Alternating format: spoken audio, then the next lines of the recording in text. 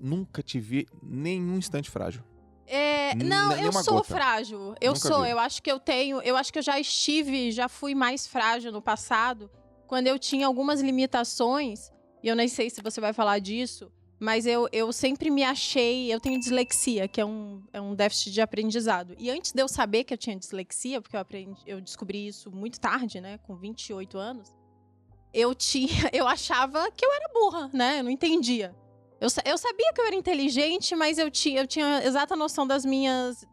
que eu tinha algumas coisas que não conseguia chegar. Então, sempre fiz prova muito mal. Eu não escrevia bem, tinha erros de português. Então, algumas coisas eram muito ruins pra mim. E eu me comparava com... né, eu convivo com muita gente inteligentíssima. Eu me acho inteligente, mas não é esse tipo de inteligência, né? Inteligência prática, inteligência que a sociedade vê como inteligência. Que é aquela que faz a prova e tira 10, né? Lê um livro muito complexo e consegue fazer um resumo e te falar o que é, né? Então, eu não tenho esse tipo de inteligência. Minha inteligência vai para outro tipo de coisa, vai para uma área mais emocional, para ler pessoas, para convivência, né? Eu tenho uma inteligência muito específica, assim. E até eu descobrir essa minha deficiência, eu tinha medo. Então, eu ficava meio que retraída e sempre na defensiva, porque eu sou uma mulher forte. E quando as pessoas me viam de alguma forma frágil, isso me afetava. Então, eu falava, nossa, mas eu não sou frágil assim. E isso me deixava na defensiva. Acho que eu me tornei um pouco mais maleável depois que eu descobri que eu tinha dislexia. E que não era um problema meu, né? Era um problema que veio em mim e que tá tudo bem, a gente lida com isso e eu lidei até hoje. E eu acho que até me tornou mais forte, assim, mais potente. Mas acho que mais dona de mim, né? Mas tipo, nossa, é isso. Vou agir com o que eu tenho aqui. Cara, incrível. Eu tava lendo aqui, eu fui... Bom, eu sei alguma coisa da sua história. Não vou falar que eu sei muita coisa da sua história, porque sua vida, poxa vida... Tem uma história muito comprida, muito grande, muito maravilhosa. Mas eu sei algumas coisas, assim, incríveis. Que eu quero comentar. Que eu quero comentar. A primeira coisa que eu quero comentar é o seguinte. Você teve um momento da tua vida, pirralha, que já mostrou que você é forte. Que você quase se afogou. É verdade, tem essa história. Conta essa história e conta o que os teus pais fizeram. E como que você encara essa história hoje. Porque é uma história bonita, cara. Quando eu tinha 11 meses, né? Eu não tinha nem um ano de vida. Cara, 11 meses. Eu fico pensando o Joãozinho com 11 meses, cara. Ele já andava já também, não já? Tava, Ele assim, andou, começou a andar. segurando no sofazinho, assim. Eu comecei a andar muito cedo. Eu acho que eu andei com 10 meses, se eu não me engano. Com 11 meses eu já tava correndo. E aí... com 6 meses tava falando já com os stories. Do jeito que eu falo Assim, agora. Fala, né? galera. Pô. Não, aí eu tava na casa de uns tios meus. E tinha vários primos e tal. E tinha uma piscina grande, né? E essa piscina, ela ficava fechada. Tinha um portãozinho que ficava trancada. E o meu primo mais novo, acho que de 4 anos, não lembro quantos anos ele tinha, abriu o portão, eu entrei. E ele fechou. E aí eu vi uma puta banheira, e eu tomava sempre banho de bacia, né? Naquela época minha mãe me dava banho de bacia. E aí eu pulei, né? É o que a gente acredita.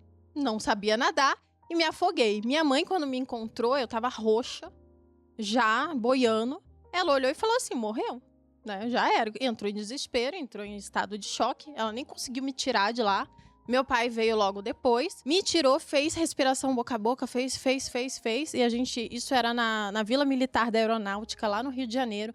E ela é bem longa, assim, comprida. E é longe de tudo. E eu lembro... E tem outros percalços, né, nessa história. O carro do meu pai tava estragado, tava sem bateria, tava fazendo chupeta no outro carro. Meu pai empurrou o carro. Enfim, mas primeiro meu pai fez respiração boca a boca, né? Ele tinha esse treinamento pelo exército. E aí, fez até eu começar a respirar, né? E aí eu voltei e tal. Aí depois me levaram pro hospital. E, enfim, ficou tudo bem. Meu pai entrou em estado de choque só depois. Lá, quando o médico falou, tá tudo bem. Aí meu pai sentou no chão e começou a chorar por horas. E ligou pra minha mãe pra avisar. Minha mãe não acreditou que eu tava viva. Porque eu saí praticamente morta de casa, né? Isso é porrada. E meus pais não me contaram, né? Eles não me contaram dessa história. Assim que eles tiveram a oportunidade, acho que eu tinha 2 anos, eles me levaram pra aula de natação e começaram. Minha mãe nem me conta essa história, né? Quem me conta é meu pai. E eu só fui saber quando eu tinha 12 anos. que alguém perguntou alguma coisa e meu pai falou, não, quando você tinha 11 meses, você se afogou, quase morreu. E eu sempre gostei de água, nunca tive problema nenhum, não tive nenhum trauma, né? Aprendi a nadar, nado muito bem, inclusive. E é isso, meu pai não me contou, acho que com medo, né, da história, e minha mãe não me contou também acho que com um pouco de remorso, não é uma história que ela comenta sempre. Depois disso que eu vinha saber por acaso. Cara, tua história é incrível. Você sabe que no mundo morrem muitas crianças afogadas, né? Coisa assim de 1 milhão, assim, de crianças por ano morrem afogadas e acidente doméstico, residencial. A gente tava até falando sobre isso. Nossa, por causa cara. do João, né? Pra ele começar a nadar logo. Não que ele vai ter algum problema, a gente sabe, né? Da família, a gente acha que não vai ter. Mas, pô, essa tua história, assim, incrível. Você traz alguma reflexão sobre isso? Isso te fortaleceu conscientemente? Inconscientemente, eu tenho certeza. Mas você usa isso de alguma maneira consciente ou não? Eu acho que é uma coisa que eu uso na vida, né? Não vai ficar fazendo drama sobre isso. Eu tava até falando sobre Boa. isso no Instagram ontem ou antes de ontem. Porque alguém me falou assim, nossa, Malu, eu vejo que você tá sempre aqui muito positiva, muito alegre, trazendo coisas boas pra gente. E no meu Instagram, as pessoas só veem quando acontece desgraça. E aí eu comentei sobre isso. Eu falei, a tragédia, ela atrai muito, né? Ela conecta demais. E o problema disso é que você vibra numa vibe baixa o tempo inteiro.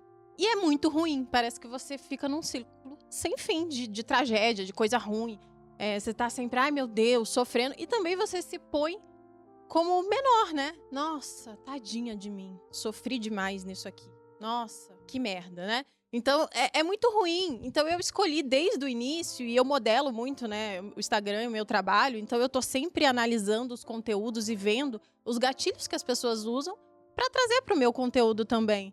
E esse é um jogo que eu não quero jogar, porque eu acho que não vale, né? É essa vibe ruim. E aí, eu até dei alguns exemplos de coisas que já aconteceram. Eu já tô na internet já faz 5 anos. E, obviamente, que muitas coisas ruins aconteceram, que é a vida normal, né? Independente de se eu tô lá ou não. Então, aí eu falei, eu nunca tô vibrando numa vibe ruim. Eu tô sempre vendo o que há de bom. Então, ali eu vejo que meu pai fez isso. Nossa, deu merda aqui, né? Ela se afogou. Vamos resolver, né?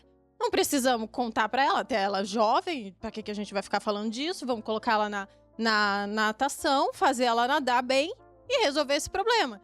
E tantas vezes no Instagram eu fiz isso. Eu lembro quando o Bruno, meu marido, né? Pra quem não conhece, eu acho difícil. O Lorde dos Investimentos. E tem um podcast, inclusive, dele aqui, né? E a gente vai divulgar também.